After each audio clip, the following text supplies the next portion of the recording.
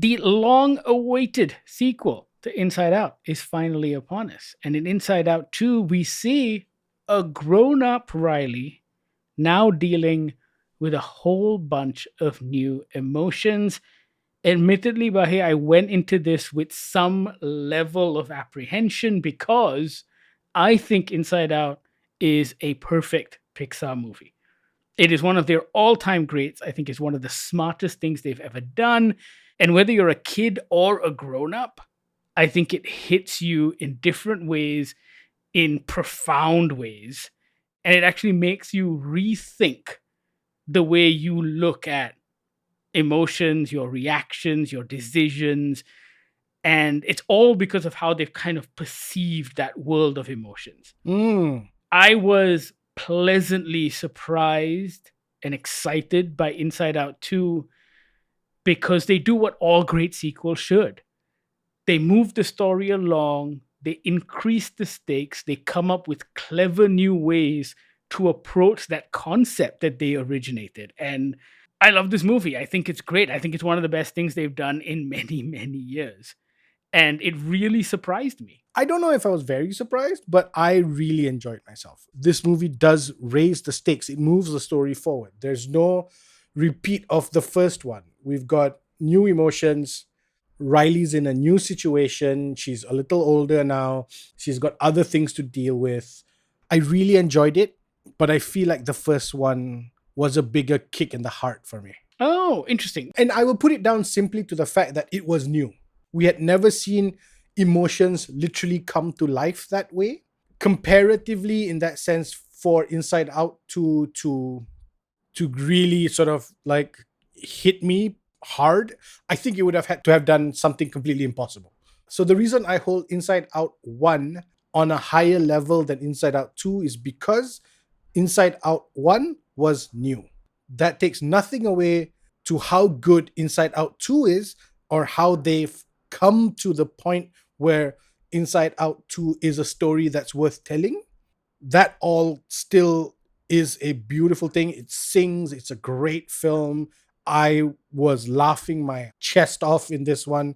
There were some really great bits with all the new emotions. For me, it's on par with Inside Out 1, the same way I would say all of the Toy Story movies are on par. Yeah. I mean, there is an argument to be made that Toy Story 2 supersedes Toy Story 1, and then Toy Story 3 does even one better than that. Yeah, I agree. Because for a lot of people, Toy Story 3 might be the best Toy Story film. I don't think you can escape the fact that Toy Story 1 was absolutely revolutionary and changed the world of animation. Yes. And so, for me, all of the Toy Story movies are kind of on par just because of the cleverness in which they approached it. With Toy Story 4, I was just as apprehensive. And then once I watched it, I was like, oh no, this is genius. They finally made a movie that was about the toys for a change.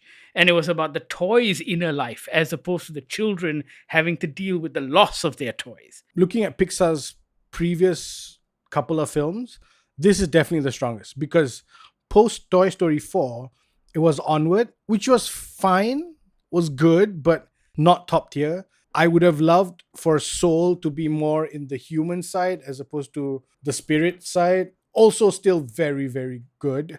Luca was a lot of fun. Turning Red was a lot of fun. I really liked Lightyear. I really enjoyed Elemental. But Inside Out is heads and shoulders above any of those. For me, it's always the cleverness in which they approach the world building, right? And I think where Inside Out 2 succeeds is that they manage to explode that world. And they managed to create new elements. And when I say I was surprised, I genuinely didn't know how that ending was going to play out. Yeah. So as they go on their adventure to try and figure out these new emotions and feelings, I wasn't sure how Joy and the rest of the gang were going to, in inverted commas, save the day. Yeah. And also, I didn't know what the end result would be. And so when that end result happened, I was like, oh, yes, of course. Of course it's that. Yeah. But it just didn't occur to me because I think I was so caught in the ride that it didn't actually give me time to stop and think and analyze. No, I agree. And for me, that's a sign of a great film. I think I was completely lost in the movie. And you're right, laughing my ass off. It was hilarious. The jokes work, the characterizations work, The voice acting, Maya Hawke as Anxiety, is perfect. I will say she is so good in this. She is so good. I forgot it was her until I saw in the credits again, and I was like, oh my God. It really feels like some of the more heartfelt Pixar stories never have a real villain. Yes.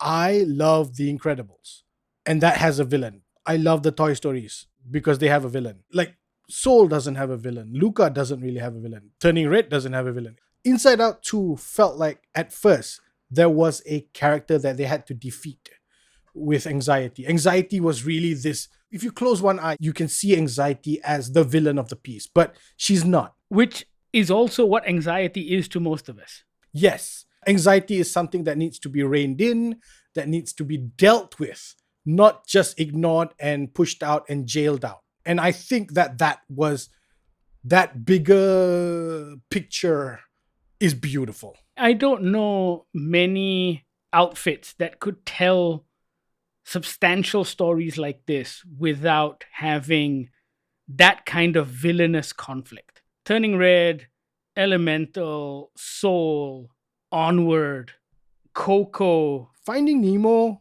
Up, Wall-E. None of them have the big mustache twirling villain, right?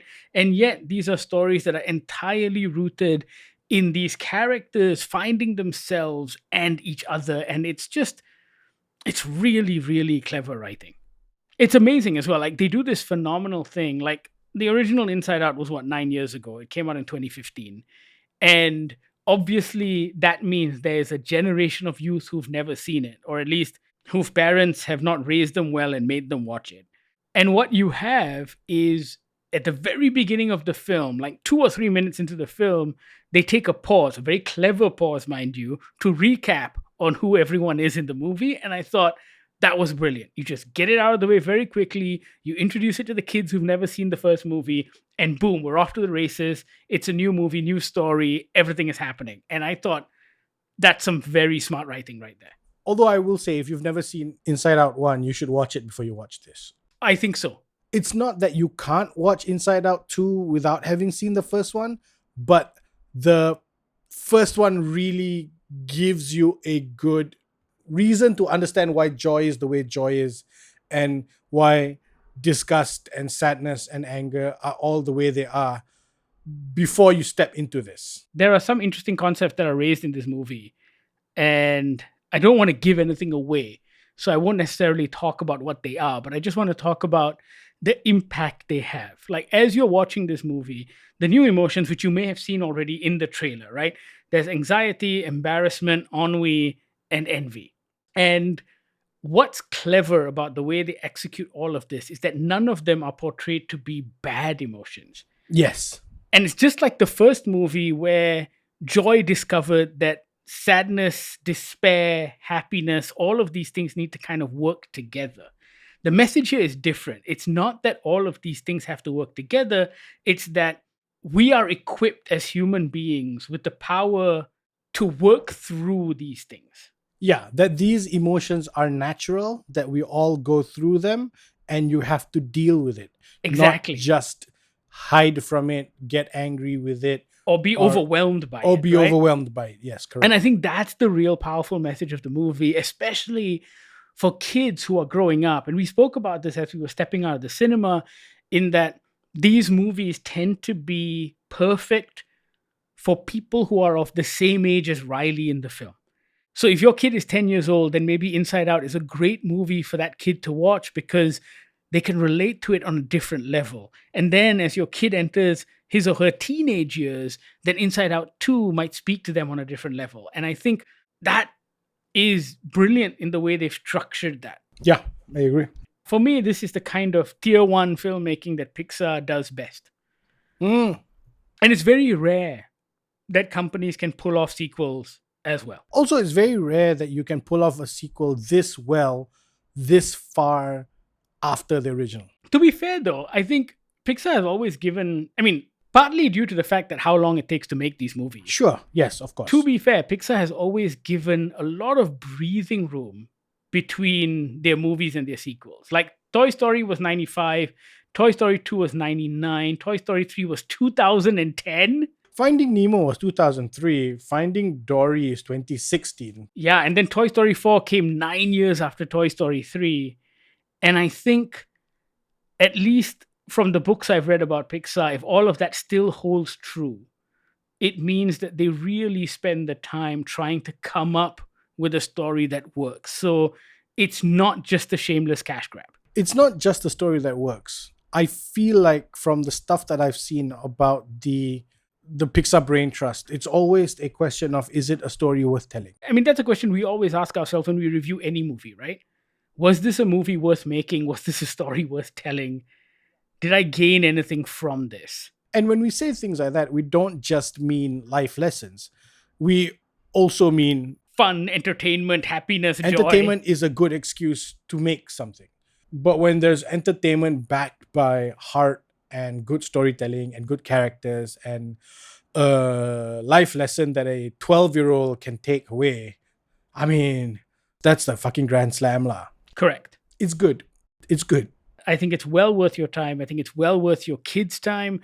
God knows, every time I watch one of these movies, it reconfigures how I start thinking about my own brain and my own emotions. I think that's a fun place to be. That's what these do very well, in that they get you to ask a tough question of yourself and maybe have a hard conversation with someone else about the way you're feeling and how you're getting through things and all that stuff. So, no, it's good. I will say this, all Asian parents need to go and watch this movie. I don't think it matters. I don't think it works. I think Asian parents of a certain age will just be like, oh, funny, yeah? Although, imagine an Asian Inside Out, man. That would be truly That dramatic. would be so great. It'd be chaos. You know what it is? It will hit too close to home. I think for all of us, it will hit too close to home. Yeah. Go check out Inside Out 2. It is in cinemas right now. Let us know what you think. We highly recommend it. Reach out on all of our social media feeds, Goggler MY. You can also email us on podcast@goggler.my or send us a WhatsApp on the Goggler hotline 012-524-5208. Thank you so much for watching. This is the Goggler Podcast.